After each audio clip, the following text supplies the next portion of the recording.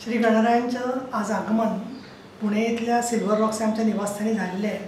आमच्या घरामध्ये जवळजवळ 50 वर्षाची श्री गणेशांच्या आगमनाची परंपरा आहे।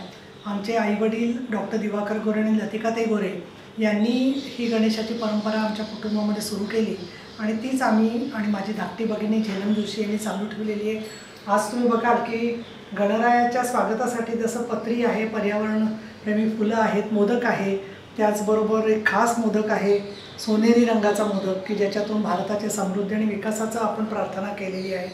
आणि मागे धनुष्यबाण आणि त्या बाणाच्या जागी त्रिशूल आहे की जो देवी माता आदिशक्ती हिचं सुद्धा आवडतं शस्त्र आहे आणि त्याच्यामुळे आज वेगळ्या प्रकारची आम्ही आरास केलेली आहे। पण ती फक्त आरास नसून ती भगवंताशी केलेली प्रार्थना आणि मनातली कृतज्ञता आहे की श्री गणराया तुम्ही आम्हाला बरीच प्रगतीची संधी दिली, विकासाची संधी दिली, त्याचबरोबर अनेक जनतेच्या हाल अपेष्टांच्यामध्ये मदत करण्याची पण सेवेची संधी दिली।